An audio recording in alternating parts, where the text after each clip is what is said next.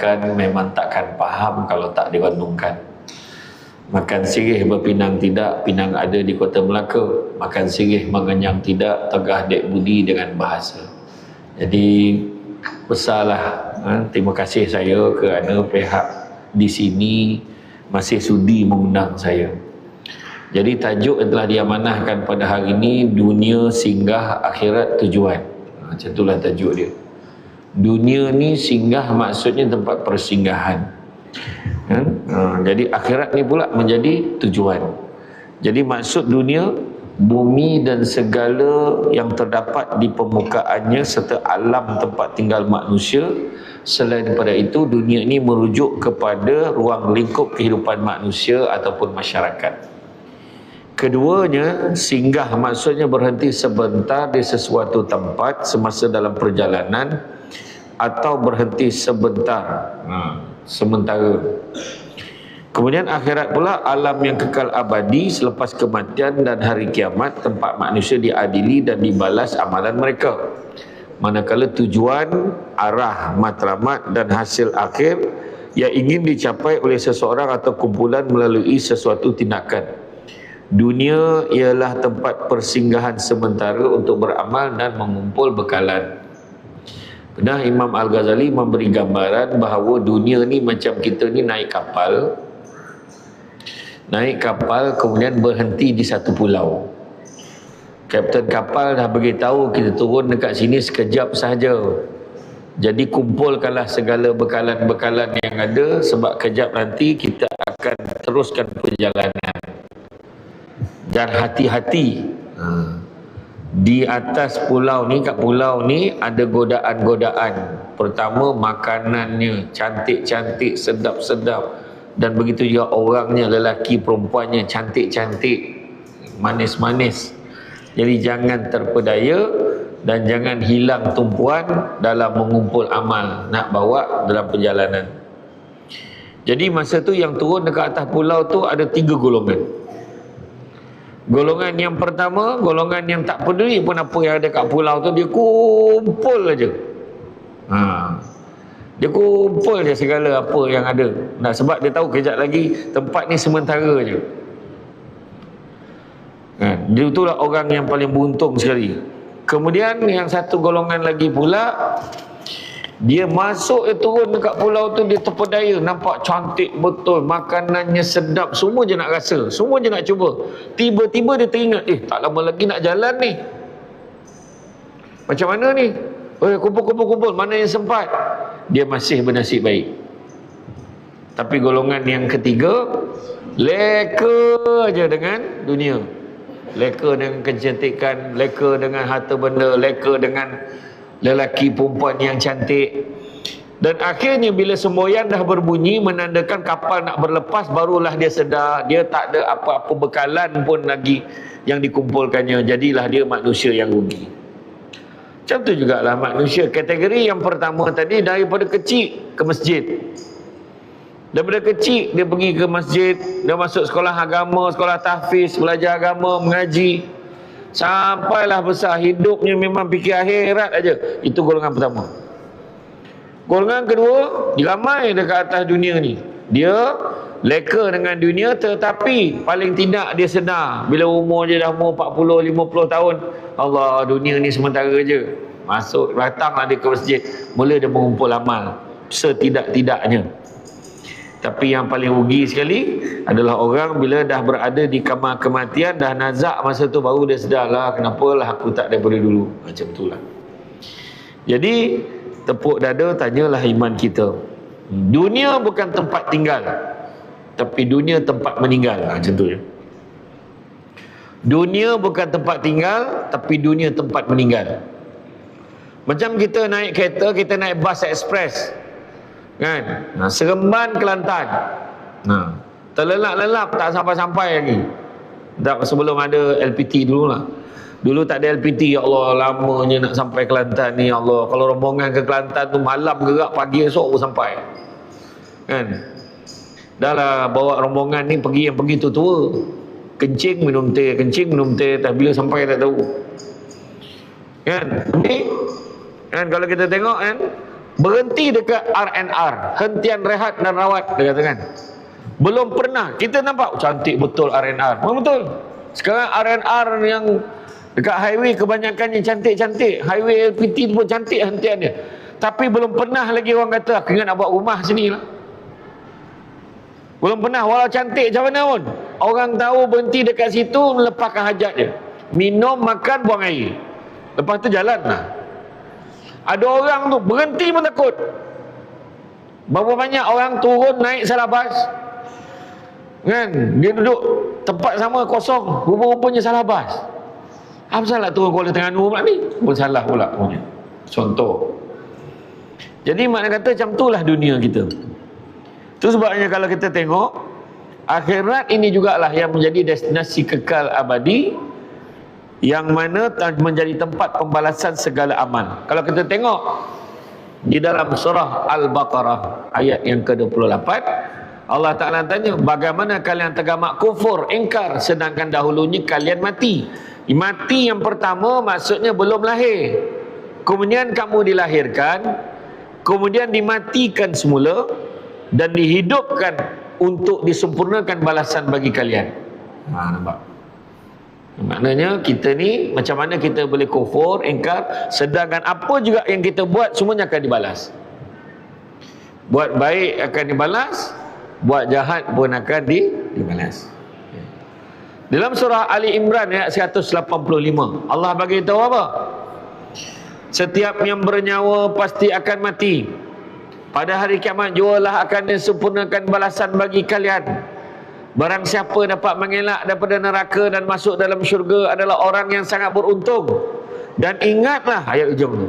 Dan ingatlah sesungguhnya dunia ini hanyalah kesenangan yang memperdayakan. Macam tu.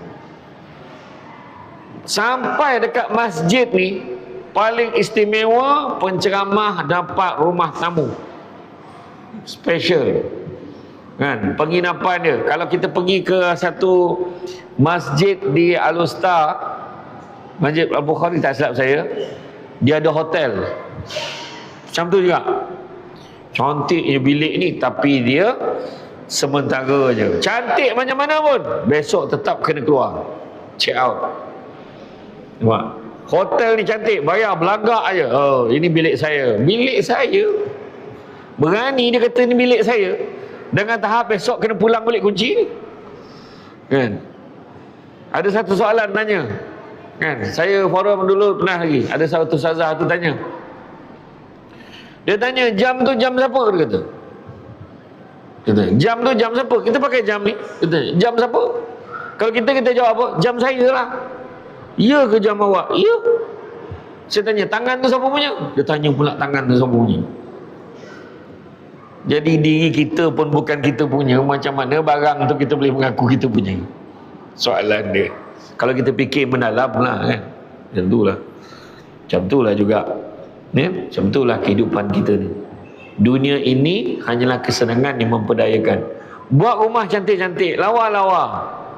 Cantik rumah dia. Ada satu tadi, saya dalam perjalanan tadi dekat Gua Musang tu nampak ada satu rumah tu putih, cantik betul rumah ni. Saya ingat tak kurang ada 5-6 bilik ada dalam tu katanya. Agaknya lah 2 tingkat. Tetapi kesenangan memperdayakan ni maksudnya sampai masa pemilik rumah tu akan meninggal dunia. Nasiblah dia kalau anak-anak dia boleh runding elok-elok, kita jaga rumah ni sama-sama. Begau yang berebut tu, ini saya punya. Abdul Wahab, Abdul Wahib dan Abdul Wahub. Kan? Rumah macam muzium dia kata. Kan? Kan tu saya kata tadi, kesenangan yang memperdayakan. Hari ni orang cerita, dulu orang cakap apa? Oh, Ustaz, mana KL. Tiba-tiba dah ada Shah Alam. Shah Alam ni. Oh, Shah Alam. Seksyen berapa? Wah, macam tu. Habis Shah Alam, tiba-tiba dia di USJ. Lepas USJ, tiba-tiba Putrajaya pula sekarang ni. Presin berapa? Wah, presin berapa?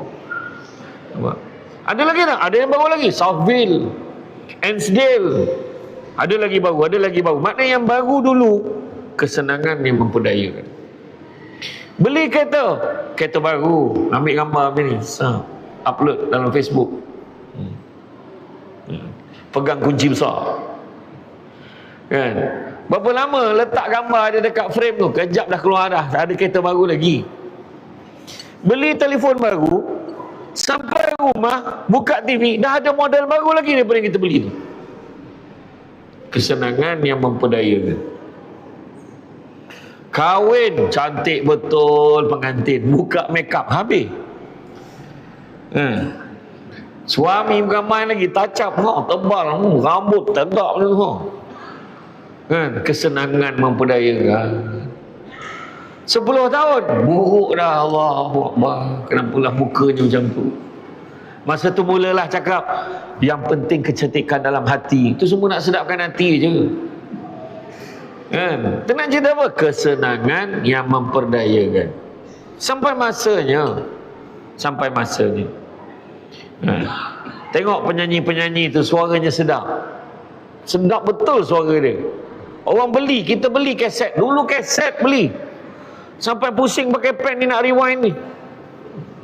Dulu zaman saya lah tu kan, jangan zaman sebelum saya. Budak sekarang senang aja, dia nak dengar lagu tu berulang-ulang dia boleh dengar, tekan aja. Kita sekarang kena pusing ni, takut kalau rewind pakai radio takut terbelit tali dia, rosak nanti. Beli kaset mahal dulu. Nak saya ingat lagi kawan saya Cik Khairul Azhan daripada Tanah Merah Kelantan. Kalau saya nak beli kaset tu mahal, mau jangan risau, dia beli kat mana? Dia beli kat Kelantan ni murah, yang cetak rompak ni. Kalau dekat luar RM17, dekat Kelantan ni RM5.90 je. Beli. Suara sedap ya, elok je.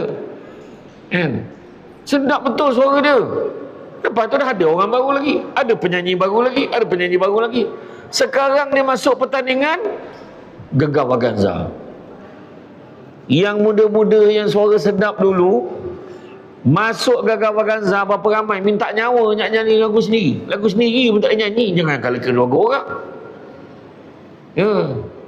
Dulu tarik not sampai ke langit. Ni kalau dia paksa juga dengan dia ke langit. Tak boleh lah, tak boleh. Dulu berlakon watak hero idaman Malaya, keluar sok khabar Pancak Indra Rehat, muka depan macam ni, hero idaman Malaya. Hari ni berlakon watak jadi bapak dah. Itu pun berlakon nazak je berlakon. Dulu heroin, sekarang jadi apa? Sekarang jadi orang gaji. Saya cakap Indonesia lagi sebab dah tak ada watak dah untuk dia. Kesian, bagi kerja lah kat dia. Kesian, berapa ramai tuan-tuan. Ada pelakon-pelakon sampai mesej minta tolong, ada tak kerja-kerja kosong, boleh kerja ke tak? Sampai masa nak kata apa kan? Dulu sukan nombor 1, tapi sampai masa tak terdaya. Macam-macam penyakit. Dulu macam-macam ubat ambil, steroid ambil, apa ambil, tapi bila dah tua kesan dia ada. Tu maknanya kesenangan yang memperdayakan. Itu sebab Nabi kata orang yang paling cerdik adalah orang yang sedar dia akan mati dan bersedia dengan kematiannya. Akan adanya kehidupan selepas mati. Dunia ni kesenangan memperdaya. Kalau kita dah tahu dia sementara, kenapa kita nak kejar yang sementara? Dunia ini sementara sifatnya, apatah lagi yang ada dalam dunia, lebih lagi sementara. Tuan-tuan nak tengok suasana ni, kena tengok di Negeri Sembilan sekarang. Johor dah sudah gitu. Mana Negeri Sembilan pula. Sebab Malaysia diiktiraf antara negara yang paling rajin pilihan raya. Rajin pilihan raya. Lepas Sabah pilihan raya kan, Johor. Lepas Johor nanti Negeri Sembilan. Lepas Negeri Sembilan Melaka. Lepas tu Sarawak. Lepas Sarawak 5 negeri yang hari tu. Lepas tu 5 negeri kemudian sampailah Abang Jamil macam tu. Gitu. Susah tuan. Sebenarnya dah kena, sebenarnya orang malas dah balik ngundi dah. Kejap belang raya. Sekali kan lah macam dulu. Senang orang balik kampung sekali je. Senang milihnya. Kan? Ni bukan cerita politik lah. Tapi nak tengok tu, berebut-rebut tu. Saya saja. Saya berjanji, janji saja. Nampak? Kesenangan Jangan memperdayakan. Ada 4 benda bengkok dalam dunia ni. Apa dia 4 benda bengkok dalam dunia? Nombor 1 yang bengkok dalam dunia apa? Sungai. Sungai mana ada yang lurus?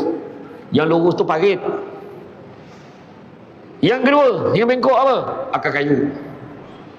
Akar kayu bengkok. Mana ada akar kayu lurus? Bengkok. Ketiga, minta maaf, perempuan. Bengkok perempuan ni. Ini macam ni, cakap macam ni, dia macam ni, dia macam ni. Lelaki kena, yelah. Yang keempat, politik. Bengkok politik ni. Confirm model. Saya perintah, ni jadi. Tak jadi juga. Sebenarnya, ada sebenarnya pula. Jangan nak bengkok. Masa kata tadi, kan? Kalau saya lah, tengok. Kalau saya jadi menteri, tengok Samsul Debat sebut. Saya angkat sumpah, angkat sumpah jadi menteri. Belum tentu lagi sebut apa yang saya cakap. Betul tak? Belum tentu. Berat, tuan-tuan. Jangan kata Perdana Menteri. CEO rumah tangga pun bengkok. Jadi ketua rumah tangga pun kadang kejap boleh, kejap tak boleh, kejap boleh, tak boleh. Ya, ujian sebenarnya. Jangan minta-minta jadi pemimpin. Kan? Tu saya selalu pesan. Kat banyak negeri saya pergi, kepada orang yang bertanding, saya pesan apa? Kadang-kadang kita terlupa. Kita bertanding jadi wakil rakyat. Bila jadi wakil rakyat, bila dah menang, kamu kena jaga semua. Bukan jaga yang sokong kamu saja. Betul tak?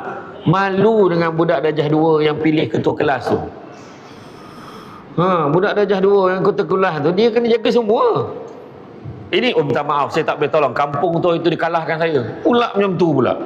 Mana boleh macam tu? Kan? Itu barulah betul. Kita jaga semua. Walaupun orang tu tak pilih kita, kena bagi servis juga. Itu wakil rakyat. Wakil kepada rakyat. Rakyat tu lagi besar daripada kamu. Bukan kamu lagi besar daripada rakyat tu. Itu sebab dulu kalau kita tengok ketika zaman sahabat tu, Sayyidina Abu Bakar, dia kata kat Khalid Al-Walid, wahai Khalid Al-Walid, cukup-cukup kau jadi panglima, kau rehat, bagi dia ni pula jadi panglima kata tentera. Bagi dia pula. Menangis Khalid Al-Walid ni. Menangis sebab apa? Menangis gembira sebab tak payah pegang jawatan tu. Kita orang ambil ke jawatan ketua kampung, marah ni.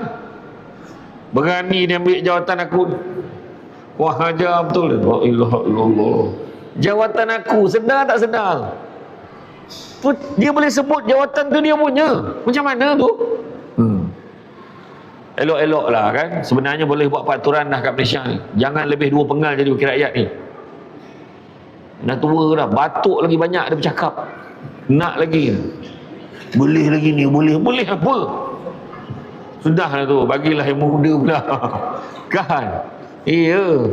Imam pun kita suka imam muda. Kan? Bukan kata imam tu tak suka. Imam tu dia boleh relax sikit. Tak adalah dia terbeban nak bawa. Boleh tukar-tukar. Kan? Macam dulu ada setengah tempat tu dia buat imam eksekutif. Imam eksekutif tu maknanya dia ada imam 1, imam 2. Imam eksekutif ni dia cari budak-budak universiti, sekolah yang universiti agama ni yang boleh layak jadi imam, dia jadi imam 3, imam eksekutif. Grade 41. Grade 41 dululah. Sekarang tak tahulah grade apa, tak tahulah kan. Barulah steady. Tarawih pun steady lah kan. Sini okey, tak kata tempat lain. Macam tu. Adalah, ada sebab kan. Macam tu. Jadi itu antaranya. Jadi mana kata, kalau kita kata akhirat ini adalah tempat target utama kita. Dunia ni sementara, kalau kita beri real untuk sementara, rugilah kita. Berebut untuk benda yang tak ada apa-apa, rugilah kita. Sia-sia je benda yang kadang sanggup bergaduh, putus saudara, adik-beradik, silaturahim hanya sebab harta dunia, sedangkan harta dunia sementara. Ada satu tanah, rancangan tanah pinggir. Tanah tu lereng macam tu, ada bukit-bukit. Jadi anak yang bongsu daripada 7 beradik beritahu dekat mak dia, kisah benar. Saya tahu ni sebab saya ada kat pejabat peguam masa tu. Saya yang bagi nasihat dekat abang ni. Ada seorang abang ni lah. Dia anak bongsu daripada 7 beradik. Dia kata dia nak usahakan tanah tu terbiar. Adik-beradik yang lain suka hatilah. Mu nak buat, mu buatlah, dia tu. Jadi semua sains setuju. Maknya pun tukarlah nama tanah tu bagi dekat adik yang bongsu ni. Adik bongsu ni pun bawa lah JCB apa semua, traktor semua, ratakan tanah tu. Dia sign satu perjanjian joint venture agreement dengan satu pemaju. Naiklah 4 pintu rumah kedai, 2 tingkat. Pulangan dia dapat berapa? Dia dapat 1 juta lebih. Daripada 1 juta lebih tu, dia bagi dekat adik-beradik yang lain. Dia bagi seorang 22 ribu, yang seorang dapat 28, seorang dapat 30, seorang dapat 32. Agak-agak apa soalan tanya? Saya tanya, apa pasal lain-lain pula tu bang? Dia kata sebab dah tolak hutang siap-siap. Dia kata adik-beradik ni dia ada pernah pinjam duit dengan dia, jadi dia dah tolak siap-siap. Okey, baguslah. Baguslah tu. Jadi bila dah dapat harta dunia, bagi, bersuaralah salah seorang daripada adik-beradik ni beritahu, sepatutnya suara dulu semua tak nak tanah tu. Bersuaralah patutnya 1 juta lebih tu kena bagi sama rata. Maka bersetujulah 6 beradik ini berpakat bawa ke mahkamah, tuntut daripada adik yang seorang ni supaya duit tu bagi sama rata. 3 tahun turun naik mahkamah. Akhirnya mahkamah memutuskan dia nak bagi untung. Kalau dia tak nak bagi pun boleh. Itu saya punya bahasa lah. Maka hakim menolak permohonan dia tu. Sebab pemilik yang sah tu dia, anak bongsu ni tadi. Jadi kalau dia nak bui boleh, kalau dia tak nak bui pun boleh. Tapi dia dah bagi, okey lah. Dia tak nak bagi, terpulang kat dia, tapi dia bagi. Jadi permohonan ke-6 tadi, plaintiff tadi, ditolak dengan kos. Walaupun selesai di mahkamah, sampai hari ni tuan-tuan dan puan, hubungan adik-beradik tak baik. Tu saya kata tadi, berbaloi tak berbaloi? Tak berbaloi, hanya kerana harta dunia. Tu saya kata tadi. 3 perkara je Allah Ta'ala akan tanya bila kita mati besok. Pertama, Allah Ta'ala akan tanya tentang nikmat. Nikmat umur, kau hidup berapa tahun? Berapa tahun hidup? Allah Ta'ala akan tanya. Macam mana kau habiskan umur tu? Aku 60 tahun ya Allah, macam mana kau habiskan umur tu? Oh, tak tahulah. Sampai umur 55 dan duduk lagi.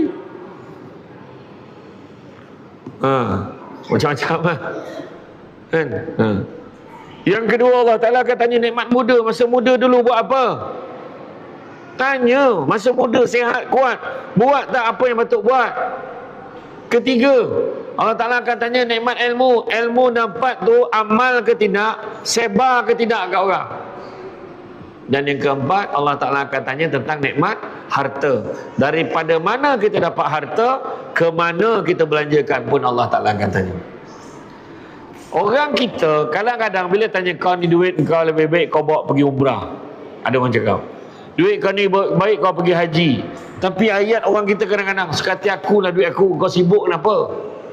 Sebenarnya bukan suka hati kita.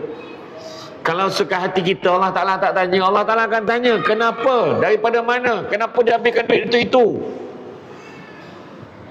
Umrah tak boleh pergi, sport rim tukar setiap bulan.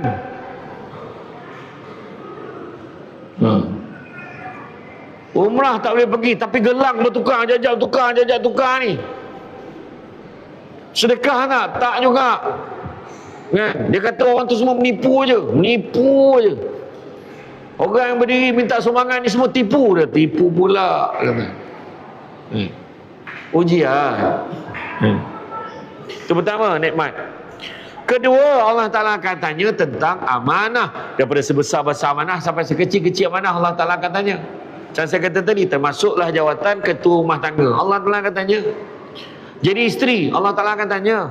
Jadi anak, Allah Ta'ala akan tanya. Amanah sebagai seorang anak, tanya. Kamu tak boleh jaga mak kamu yang sakit? Tak boleh. Habis kalau tak boleh, kamu bagi duit belanja tak untuk yang kakak kamu ke adik kamu yang tolong jaga ni? Tak juga, aku tak bagi. Kalau tak bagi, kamu pergi tak ziarah? Ziarah pun tidak. Allah Ta'ala akan tanya. Amanah kan? termasuklah jawatan kita kat pejabat. Jawatan kamu apa? Oh, saya jawatan biasa-biasa je. Tu paling cepat masuk neraka. Seolah-olah macam biasa-biasa tu tak payah buat apa. Saya ni AJK biasa-biasa je. Kena tanya. Kalau dia jadi AJK, tanya pengurusi tu. Contoh masjid, tanya pengurusi masjid. Jadi Tuan Haji, saya peranan saya apa? AJK ni saya kena buat apa? Kalau saya ni AJK kebajikan, saya kena buat apa? Kalau saya ni AJK ni apa yang saya kena buat? Tanya kalau tak tahu. Ni tak buat apa-apa. Akan ditanya, termasuk jawatan ketua lorong, kena tanya. Ketua lorong itu nama aje, neraka tu. Nama aje letak. Saja letak, jangan main-main, kena tanya. Kena tanya. Jawatan kita akan ditanya sebesar-besar jawatan. Kerja dekat pejabat, pembantu takbir je. Pembantu takbir kerani.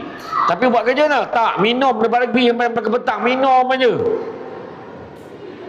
Jangan main-main. Allah Ta'ala akan tanya. Persoalan yang nak kita jawab, bagaimana nak menghalalkan rezeki yang kita makan setiap bulan ni.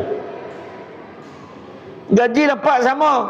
Orang lain kerja rajin, kita pemalas. Macam mana boleh sama?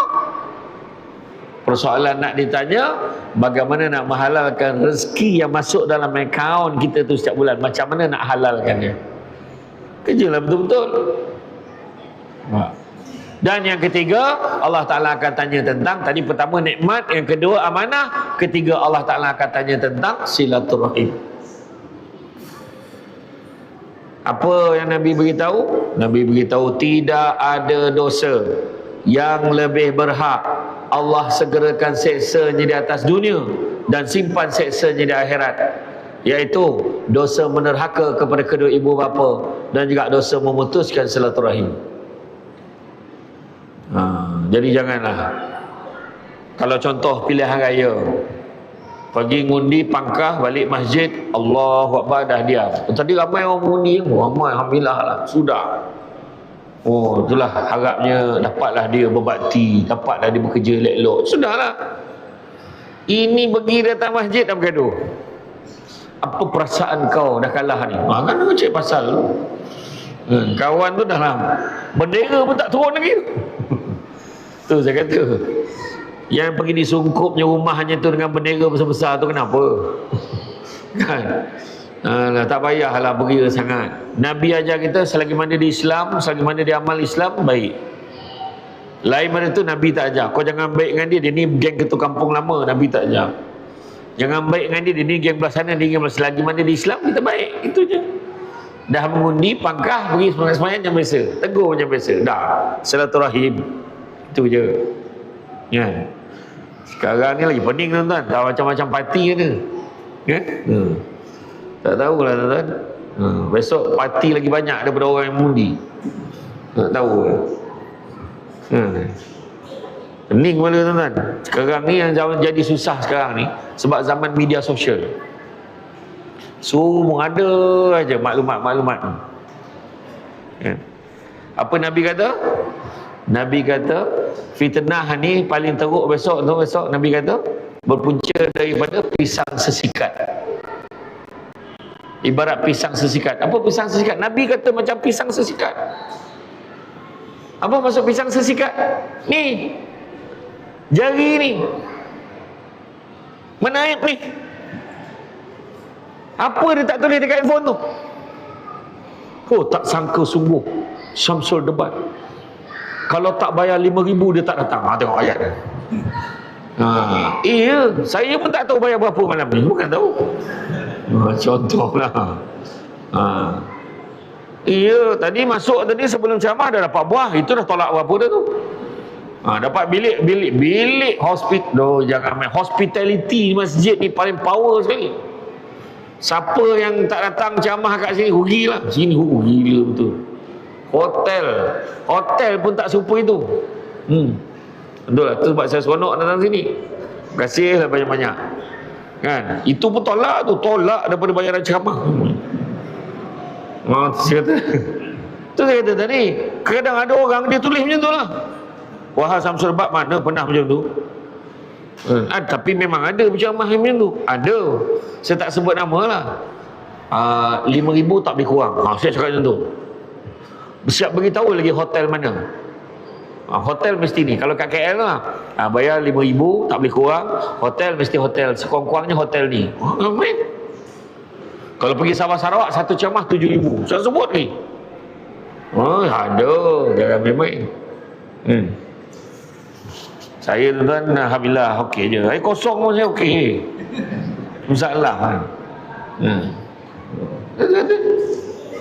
Jadi mana kata, orang ni pisang sesikat ni, jari ni menaik banyak betul. Apa dia tak cakap? AJK masjid pun kena. Duit banyak, program tak ada. Duit banyak, program tak ada. Ayat dia pernah tengok ke duit masjid berapa dalam akaun ni? Mana dia cakap? Duit banyak, program tak ada. AJK masjid pun jawab balik, program banyak, kau yang tak ada. Cakap aja, dia tak datang ke masjid. Masalah yang bercakap ni dia tak tahu pun. Cara nak bagi orang ni diam satu je, lantik dia JK, diam lah. Betul. Jadi kalau kita tengok bagaimana Allah Ta'ala dah bagi tahu kita dunia ni kesenangan yang memperdayakan, janganlah kita bergeya-geya sangat sehingga kan kita lupa. Itu sebabnya dalam surah Asy-Syura ayat yang ke-20, Allah Ta'ala pesan kepada kita supaya mencari keberuntungan akhirat. Malahan Rasulullah SAW bersabda, jadilah engkau di dunia ini seolah-olah orang asing ataupun seorang musafir. Hadis riwayat Bukhari. Orang asing datang sini sementara bak kata Nordin Ahmad tu apa? Kajang Pak Malau, kajang berlipat, kajang hamba mengkuang layu. Kan, dagang hamba, dagang bertempat. Mana tu kan? Tu nampak nak tunjukkan dia orang yang mendatang. Macam saya ni. Tu sebab sampaikan ada orang cakap dunia ni tipu-tipu. Dunia ni memperdayakan. Kenapa dunia ni memperdayakan? Pertama, memperdayakan kerana sifatnya sementara. Tapi orang berebut juga tu. Bersifat sementara, dan semua nikmat di dunia akan berakhir dengan hapus atau mati. Itu je. Contohlah, beli handphone baru, terus seronoknya pam. Sampai masa telefon tu rosak, hapus. Sayang dengan manusia, mati. Apa malaikat Jibril pesan? Malaikat Jibril pesan pada Nabi yang pertama, hiduplah sesuka hati kamu sampai masanya kamu akan mati. Sayangilah sesiapa saja sesuka hati kamu sampai masanya kamu akan berpisah dengannya.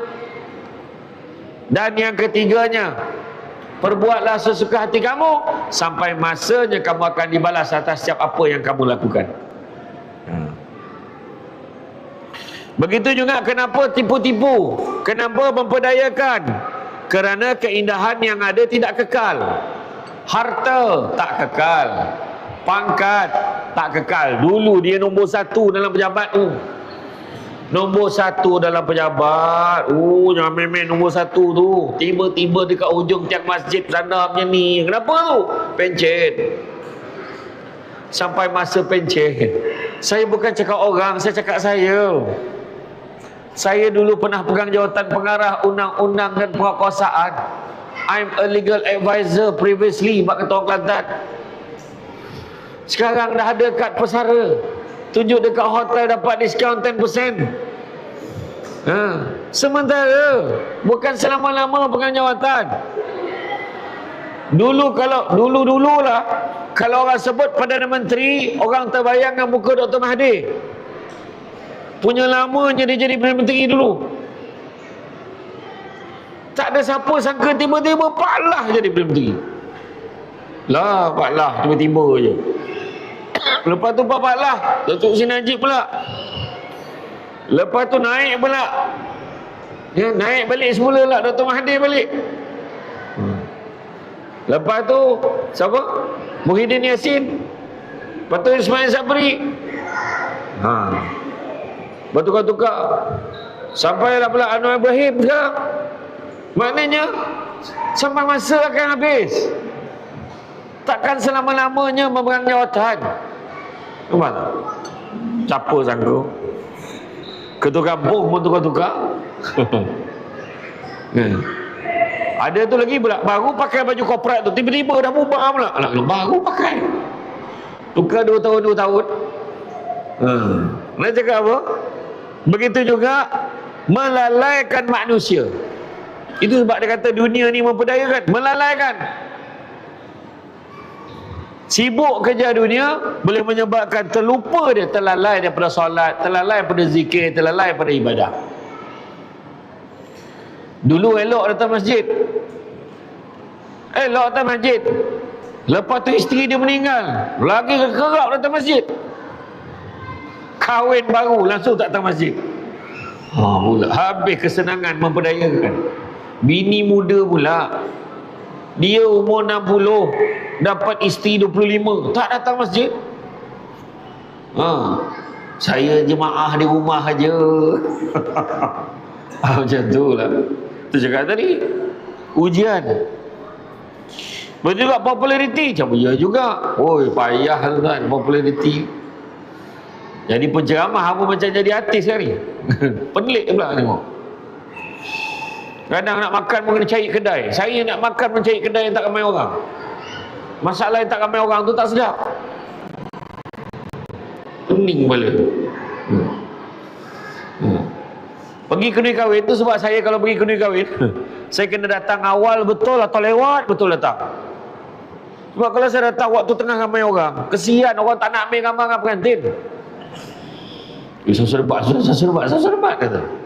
Pening kepala. Tadi saya makan kat kedai Tommy yang mana tadi? Belasan dia tu. Ada kedai tepi jalan. Kedai apa dah semua tadi. Boleh tahan lah. Saya tak adalah makan banyak sangat sebab saya yakin di sini ada makan. Macam tu. Jemput Samsul Debat jauh-jauh. Dia kata tadi, dari jauh kita datangkan. Dia katanya kan, takkan mihun. Macam tu. Koman panggil Samsul Debat bagi mihun apa bodoh kan. Kan, tapi tak, itulah masalahnya, jarang JK Masjid tanya Samsul Debat nak makan apa. Jarang. Jadi kemungkinan besar ikut selera pengusi. Tapi saya okey je. Kan? Selain daripada itu, menimbulkan rasa cukup. Manusia mudah menyangka bahawa kekayaan yang ada dekat dalam dunia ni cukup kat dia. Benda tu akan mencukupkan dia. Sebenarnya tak. Sedangkan kejayaan di dunia, kekayaan di dunia bukanlah ukur penentu kebahagiaan, bukan. Itu sebab ada orang hidup sederhana tapi tenang. Duduk kampung hanya ditumpat duduk di kampung, duduk di keadaan yang biasa tapi dia cukup, alhamdulillah. Tak perlu nak rumah-rumah besar, dia okey, selesa. Anak ajak duduk Putrajaya, tak say, tak apa lah. Nak tengok mak balik lah sini, mak duduk kampung aja. Sebab apa? Cukup. Allah uji muda dengan tua, sehat dengan sakit, lapang dengan sempit, hidup dengan mati, kaya dengan, bukan dengan miskin. Allah uji kaya dengan kecukupan. Ada orang tu kaya tapi tak cukup-cukup. Ada orang tu garu kepala macam ni. Kenapa? Dalam bank tinggal 10 juta kata. Tak rasa nak bunuh orang ni, dia cakap. Orang ni dia dah terbiasa dalam akaun dia ada 100 juta. Tiba-tiba tinggal 10 juta, dia rasa susah sangat. Cuba kalau kita ada 4 juta dalam akaun. Hari ni pun nak makan gapo. Kawan belanja. Kan? Satu kedai bayar, dengan kedai-kedai sebelah bayar. Macam tu. Kita. Tapi yalah, ayat ni sebelum dapat. Contohlah kan, ketika kita tengok di Negeri Sembilan ada satu hamba Allah ni, tapi ramai tahu dah lah. Dia nampak, dia tanya ada tak satu tanah dia boleh nak wakaf. Dia nak wakaf untuk ayah dia. Dia beli satu tanah harga 5 juta, dia bina masjid harga 50 juta dekat Seremban. Lepas tu baru teringat, ada tak tanah lain dia nak wakaf untuk diri dia pula. Dia beli lagi satu tanah 6.5 juta, kemudian dia bina masjid dengan harga 100 juta. Siap masalahnya dekat Masjid Senayan. Siap satu petak. Orang Kelantan ramai datang ambil gambar sana. Bukan apa ni, ambil gambar. Datang ambil gambar. Siap satu petak untuk dia. Dia kata kalau dia mati besok situ tanam. Kita dekat sini pengusir khairat kematian pun tak booking lubang kubur. Dia siap petak untuk dia. Lepas tu dia beli pula lagi satu tanah wakaf untuk isteri dia dekat Langkawi. Buat satu masjid lagi. Apa ayat orang kita? Ayat orang kita dia sebut macam ni. Dia ada duit boleh lah. Kita ada duit belum tentu lagi. Betul tak? Bukan senang. Kita cakap boleh lah. Kita cakap belum dapat. Sebelum jadi Perdana Menteri cakap apa? Contoh. Saya lah, saya cakap saya. Kalau saya jadi Perdana Menteri besok tak tahulah buat ke tidak pernah. Baik jangan. Betul kata. Bukan senang. Tu sebab jangan berjanji waktu tengah bahagia. Kita tak pegang. Kalau aku ada duit macam dia, aku pergi haji dah. Sampai masa dia ada duit macam ni, pergi Europe.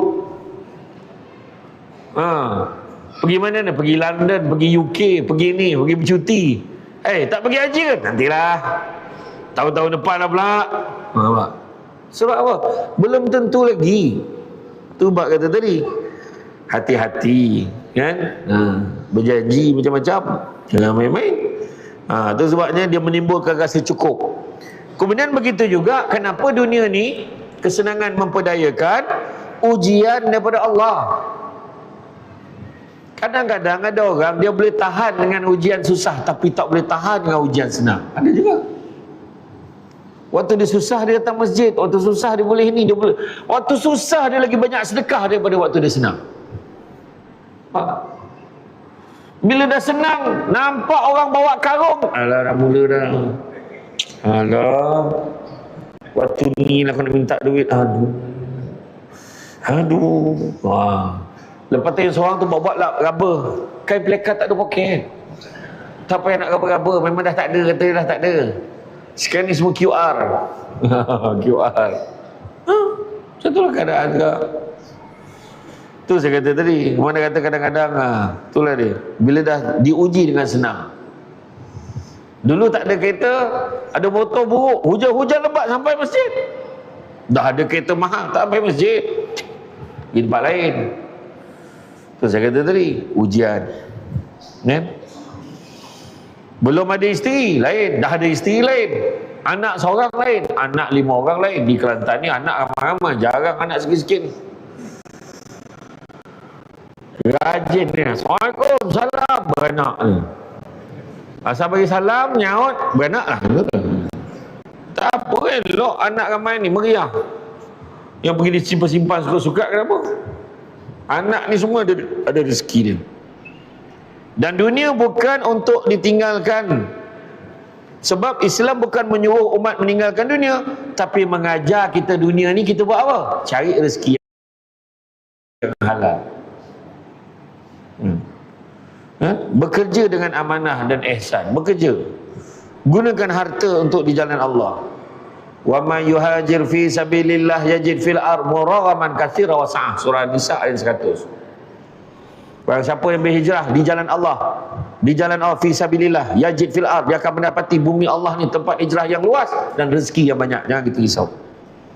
Dan kemudian dunia ni dijadikan sebagai landasan untuk mencapai hasil di akhirat besok. Dunia ni lah. Tengoklah malam ni pukul 8.30 ni, pukul 8 tadi.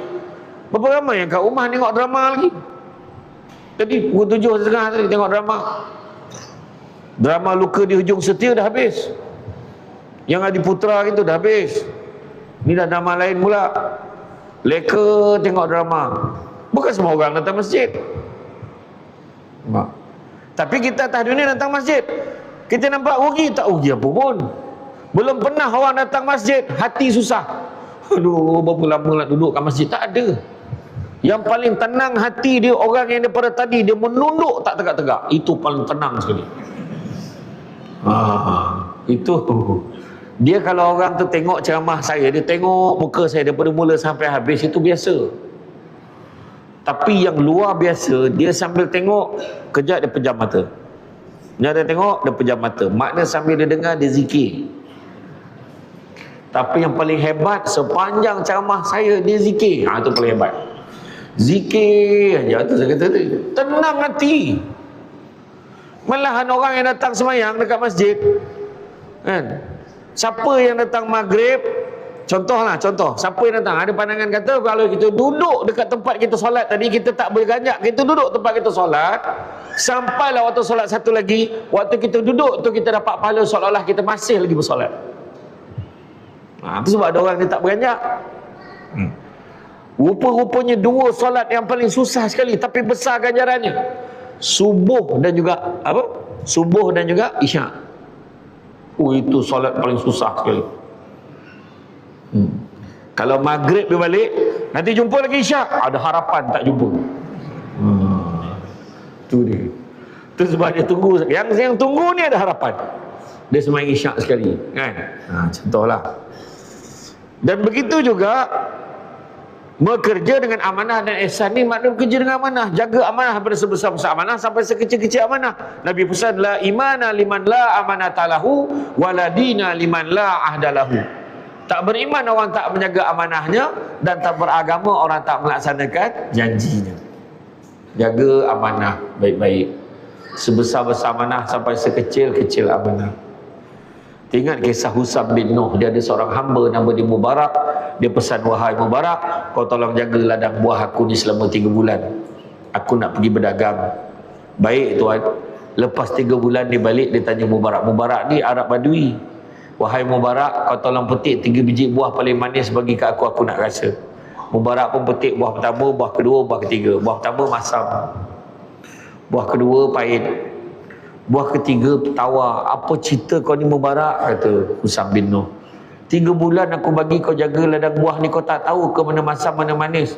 Dia jawab, demi Allah, kau pesan ke aku suruh jaga ladang buah ni, kau tak pernah suruh aku rasa. Itu amanah. Cuba kalau kita diberi peluang jaga ladang musang king 3 hari. Bukan 3 bulan, 3 hari je.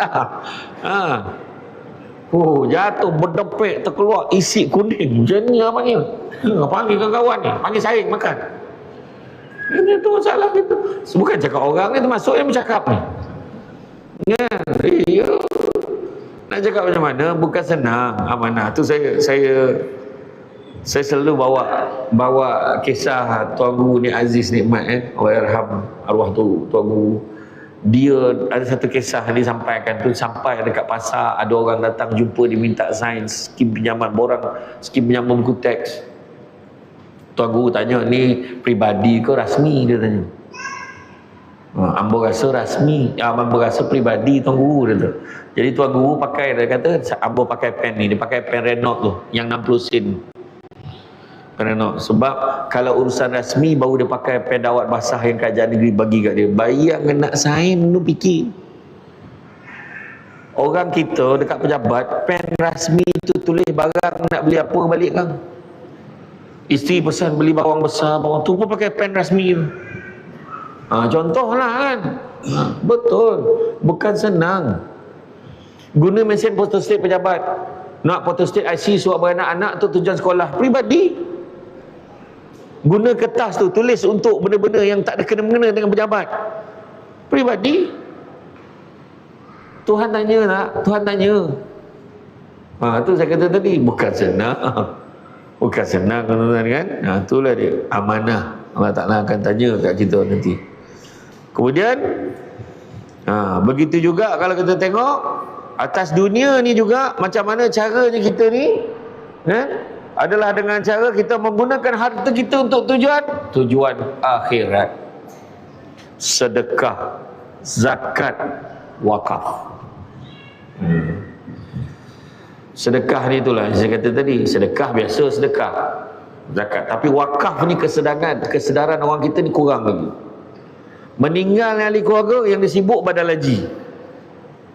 Bukan tak salah kalau boleh buat. Berapa ramai yang menipu badal haji ni? 2,500 saja dia kata. Macam mana 2,500 boleh buat badal haji? Orang yang duduk dekat Arab Saudi tu pun nak buat haji pun 4,900 riyal. Tiba-tiba duit Malaysia 2,500 boleh buat badal haji, dapat tasbih, dapat air zam-zam, dapat ni, dapat sijil. Alhamdulillah, selesai dah. Melainkan memang kita kenal mutawif ni. Mutawif tu memang dah pernah buat haji. Dia kata tahun tu memang dia dapat peluang pergi lagi, kita minta tolong dia buat, itu mungkin. Banyak Tapi buatlah wakaf. Buat wakaf. Berterusan untuk arwah. Wakaf masjid.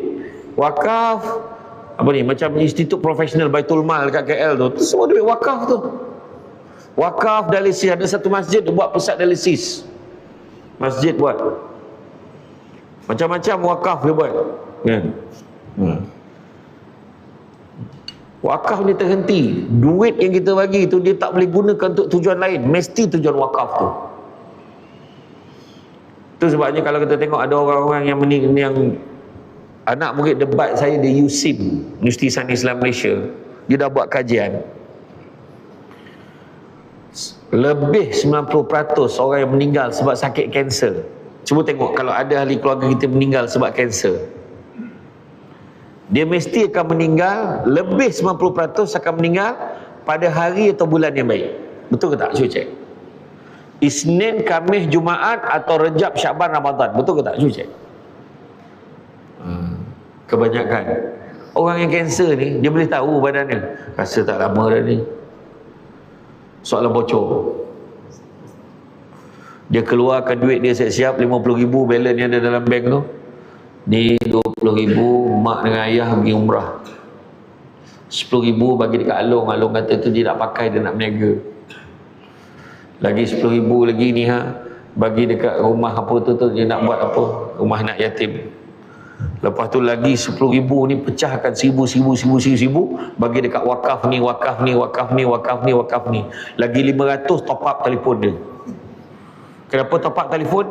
Dia nak telefon seorang-seorang dalam senarai phone book dia nak minta maaf. Assalamualaikum, minta maaf banyak, saya mungkin tak lama lagi ni. Ya Allah, aku dah lama, maafkan kau dah. Nampak? Itulah kematian yang dicemburui. Nampak tak? Ya, nanti ada orang masuk dalam kubur, dia terkejut tengok kubur dia lapang. Kenapa lapang pula kubur ni? Tak adalah lapang sangat, lapang sikit lah. Tak adalah lapang sangat, lapang sikit. Macam mana boleh lapang ni? Kau ingat tak malam Samsul Debat datang tu, yang orang bawa karung tu, kenapa? Kau bagi RM2 malam tu. Itu paling ikhlas kau bagi. Itu yang kubur kau ni. Yang RM2 tu macam ni lapang. Kalau aku tahu aku bagi semua harta aku, dah lambat. Dulu boleh bagi, tak nak bagi. Jadi saya nasihatkan karung tu jalan sekali lagi. Betul. Orang kalau boleh bangun, kalau Allah Ta'ala bangunkan orang dalam kubur tu, kalau dia boleh bangun dan bagi dalam 1 jam lah, dia bukan cari kampung dia, bukan cari rumah dia, dia akan cari tabung. Sebab dia tahu kelebihan sedekah bila dah mati tu baru tahu. Tu sebabnya kita ni nak tinggalkan benda-benda baik bila mati ni. Anak kita, contoh benda simple je, ilmu yang baik, amalan yang baik. Mak dia, mak, kalau kita semayang mak kan, bila kita baca tahiyat tu kan, macam masa bila kita nak angkat jari tu simple je tanya mak dia. Mak dia kata kalau kita baca asyhadu alla ilaha illallah, bila il tu naik, sepanjang hayat dia buat tu pahala kat mak dia. Ajar tahiyat aja. Contoh kan, anak kita kahwin, kita dalam kubur ni, dalam kubur. Dia kata, dia cakap dengan suami dia, esok pagi kita sembahyang subuh jemaah ya, kenapa pula? Arwah abah dulu, arwah ayah dengan arwah mak dulu tak pernah tinggal solat subuh berjemaah. Jadi dia buat sebab mak ayah dia buat. Mengalir tak pahala? Mengalir. Besok petang hari Jumaat kita karaoke Arwah dia dulu tak pernah tinggal karaoke Jumaat. Aduh, sakit kepala tuan. Benda banyak, benda baik boleh tinggal benda tak baik, kenapa? Itu saya kata tadi. Nampak tak? Jadi itu sebabnya tinggalkan legasi yang baik-baik, benda yang baik-baik. Ayahnya selalu pergi masjid. Bila tak ada dia, anaknya sambung. Sebab ayah dulu pergi masjid, aku pun nak pergi masjid. Itu meneruskan. Jadikan dunia ni sebagai ladang untuk menuai hasil di akhirat. Jangan tertipu dengan kemewahan yang sementara. Jadikan dunia sebagai jalan, bukannya matlamat. Dunia ni jalan menuju akhirat, bukannya sebagai matlamat. Kenapa dunia ni hanya persinggahan? Pertama, tempoh hidup dunia sangat singkat. Harta, pangkat, kemewahan tak masuk dalam kubur. Minta maaf, kita nak kebumikan dia, kita kena tinggikan sikit kubur dia. Sebab dia ni Tan Sri. Tak ada, situlah tempat ni. Bawah tu lah. Minta maaf ya, kain kapan ni kena pakai bonia. Jangan pakai kain biasa. Oh, tak ada. Tak ada. Janganlah jadi riak sangat sampai ada orang tu kan berpuluh ribu pula kain kapan kan. Kenapa? Itulah belagak pula dia. Dunia ni tempat ujian, bukannya tempat dunia tempat ujian, bukan tempat balasan akhirat nanti. Oh, alhamdulillah Allah bagi aku kesenangan. Belum ni dunia. Belum lagi. Allah nak tarik bila-bila je. Setiap manusia pasti akan menemui kematian. Sampai masanya kita akan mati. Jangan terpedaya dengan muda, sebab mati tak syarat tua. Jangan terpedaya dengan sihat, sebab mati tak syarat sakit. Ada orang tu jalan, bam, jatuh dalam lubang. Dalam gila pun tak dalam macam tu. Bila dah jatuh dalam lubang tu, anggota bomba dan penyelamat tarik dia pakai tali, pakai kren. Tengok nadi, hidup lagi. Dia kata, hebat bang, hebat. Kenapa? Dia pun terjaga. Kenapa? Abang jatuh dalam lubang dalam gila bang, tapi tak mati bang. Ya ke? Mana lubang tu? Dia tinjau lubang tu, langsung mati. Terperanjat tengok lubang tu. Tadi jatuh dalam lubang tu tak mati. Sebab tengok mati. Nak cakap apa? Mati bukan sebab yang kita fikir. Kita pergi dekat hospital, kita nampak orang tu pakai oksigen.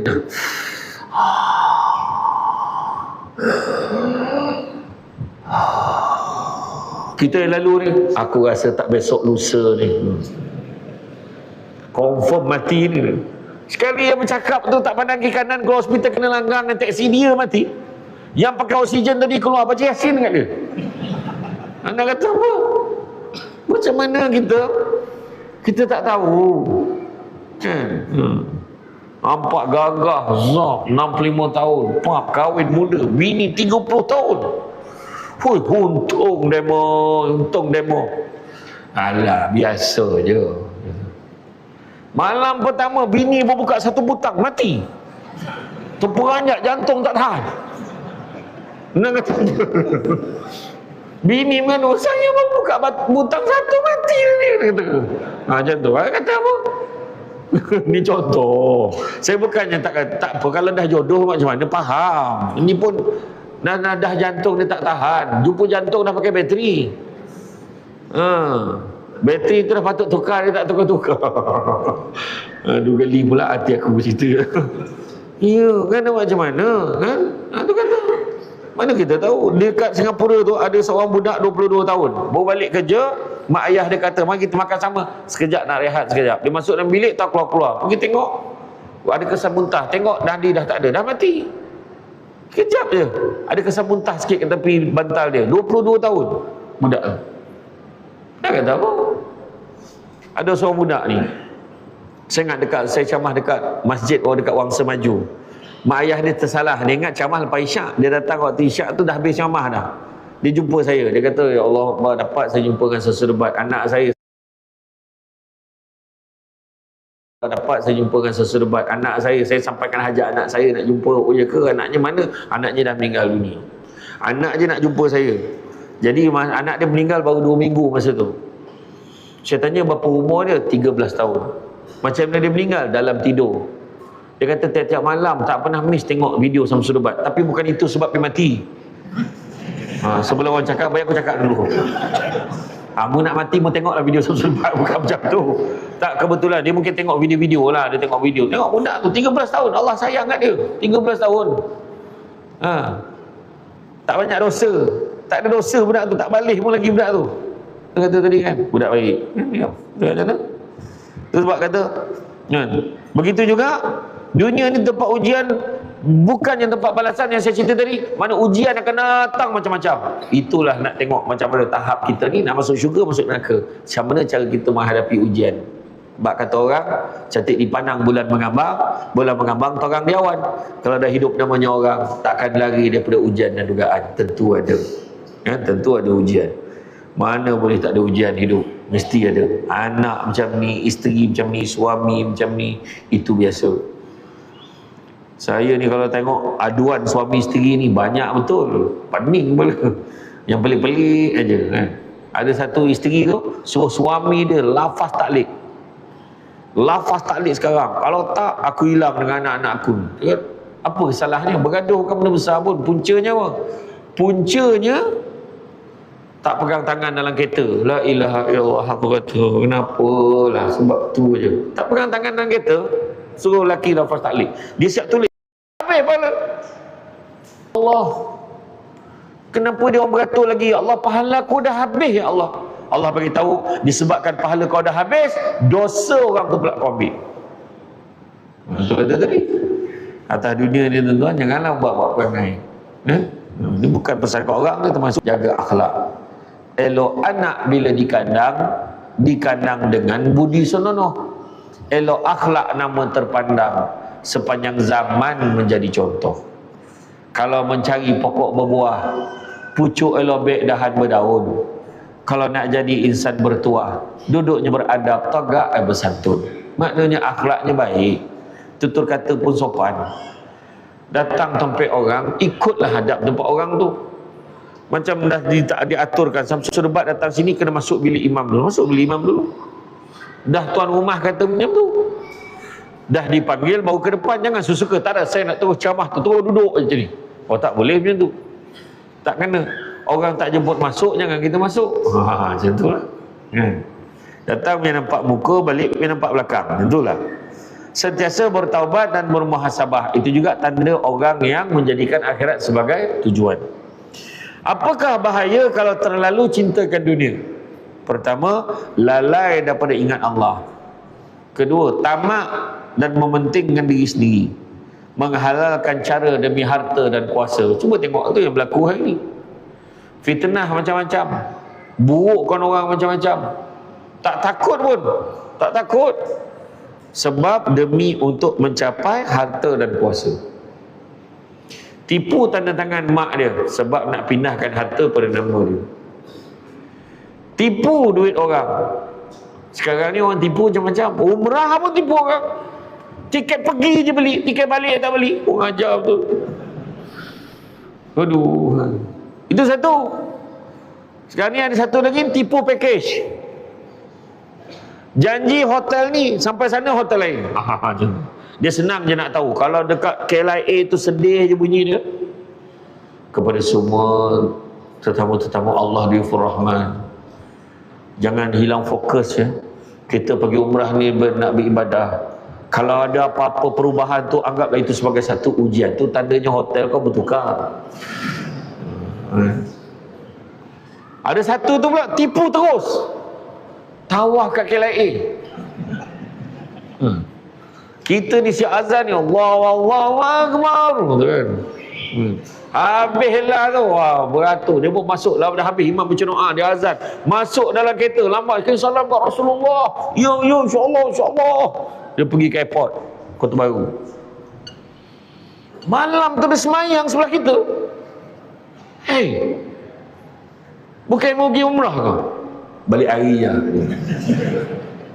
Balik hari apa kena tipu. Kalau tuan-tuan dengar SD Travel, bohong. Samsul Debat Travel, mana ada? Samsul Debat tak buat travel apa pun, tak ada. Saya sampai sekarang, saya tak terikat dengan mana-mana syarikat travel, tak ada. Kalau saya pergi, bulan 7 boleh pergi dengan syarikat ni, bulan 8 saya pergi dengan syarikat ni, bulan 9 saya pergi syarikat. Sebab apa? Sebab pernah saya terikat dengan satu syarikat, trip yang saya tak pergi pun dia letak muka saya. Orang-orang kampung, orang Tumpak pun tanya, Samsul Debat pergi ke? Ya, dia pergi. InsyaAllah, insyaAllah, insyaAllah pergi. Oh, makcik ni pun saya excited nak duduk sebelah Samsul Debat ambil gambar ni. Sekali tiba-tiba, seminggu sebelum dia beritahu, Samsul Debat lah minit tarik diri, jadual dia penuh. Dah. Yang kena marah, Samsul Debat. Ya.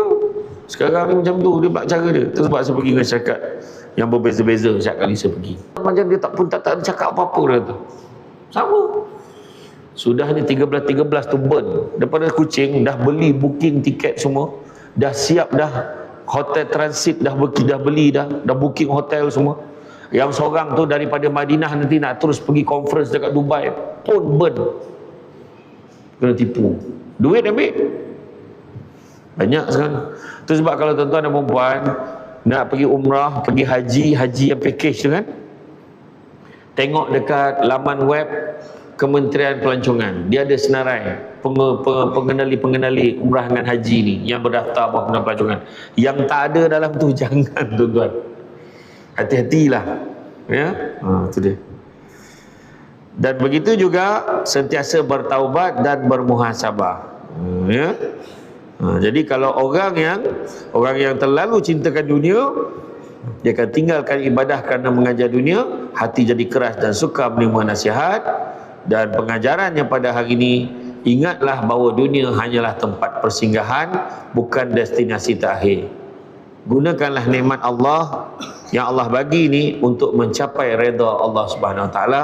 Orang yang bijak adalah mereka yang akan membuat persediaan. Dia sedar dia akan mati dan bersedia dengan kematiannya. Kekayaan sebenar bukanlah sekadar kaya di dunia, tapi selamat dan bahagia di akhirat. Dalam surah Asy-Syura ayat 20 Allah bagi tahu apa? Barang siapa yang mengejar keberuntungan akhirat, nescaya kami akan tambahkan keberuntungannya itu. Maknanya dunia pun dia akan dapat. Namun barang siapa yang mengejar keberuntungan dunia, nescaya kami akan berikan sebahagian saja pada keuntungan dunia itu, dan takkan ada satu bahagian pun untuknya di akhirat kelak. Maknanya kejar akhirat, dunia pun dapat. Tapi kalau kejar dunia dapat sikit, akhirat langsung tak dapat apa-apa. Lebih baiklah kita kejar akhirat. Jadi ingat tuan-tuan dan puan-puan rahmati Allah sekalian, kesimpulannya perkataan yang ditunggu-tunggu pada hari ini. Dia kalau tu dah dekat-dekat lah tu nak makan.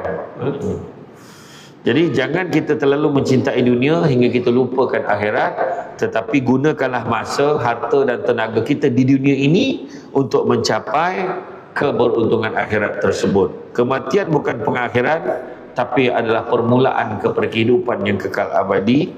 Orang yang paling bijaksana adalah orang yang sedar dia akan mati dan bersedia dengan kematiannya. Ingat, dunia tempat beramal, akhirat tempat menerima hasil. Jangan jadikan dunia sebagai tujuan, tapi jadikanlah ia sebagai jambatan menuju syurga Allah Subhanahu wa Ta'ala. InsyaAllah tuan-tuan dan puan-puan sekalian, saya ini adalah antara penceramah dalam Malaysia yang sangat memahami kehendak audiens saya. Saya tahu masa bila saya patut berhenti. Saya kalau nampak orang tu dah beralih-alih tempat duduk dia, kaki dia kejap lurus kejap bengkok tu, saya tahulah makna saya kena bahaya kalau saya teruskan ceramah saya. Jadi insya-Allah kan, bak kata orang jarum patah di dalam peti bak menjahit kain bertimbun, nasihat sepatah ada kalanya suka dimengerti, rupanya penawar bertahun-tahun. Cantik dipandang rumah penghulu, kayu tukir dari papan. Alang-alang menuntut ilmu, sebutir pasir kembangkanlah menjadi intan. Tenang-tenang di laut sampai kulit menik ke Tanjung, hati terkenang mulut menyebut jasa baik pihak masjid menjemput hari ini rasa nak junjung. InsyaAllah ada kesempatan di lain masa kita bertemu lagi. Sedikit makluman, saya nak maklumkan kalau tuan-tuan dan puan-puan ada masa, jangan lupa singgah dekat bus Syamsul Ubat kat luar sana. Yang mana atas meja tu ada barang bukan untuk diambil tapi untuk dibeli. Jangan main sawuk yang bawa balik kau. Ada sambal crispy, air tangan mak Syamsul Ubat, ada sambal. Kemudian ada minyak wangi, ada juga sabun Habatus Sauda. Mana yang badan angin tu ada sabun Habatus Sauda tu, kalau kita sapu tu hilang angin, sejuk aja. Orang lelaki hati-hati, kalau terlebih sapu takut sejuk, angry bird dan lato-lato. Kemudian ada krim herba nak sapu kalau sengal sendi, ibu-ibu boleh letak dalam beg solat tu boleh. Kemudian begitu juga ada susu kambing. Susu kambing, campuran susu kambing, kurma dan juga madu yang diizinkan. Jadi maknanya madu ni lah, madu lebah, bukan madu yang berdiri tu. Semua perempuan marah, baik saya cakap dulu. Baik untuk GERD, gastrik pada luarti, dia tak ada bau, hamis tak ada. Dia baik untuk sakit lutut, baik untuk enzima, baik untuk orang yang mengandung, baik juga untuk ikhtiar kehamilan. Kopi sedap, itu saya recommend. Kalau susu kambing coklat itu baik untuk budak-budak belajar. Saya juga ada bawa kek lapis masa mandi. Kita baca hadis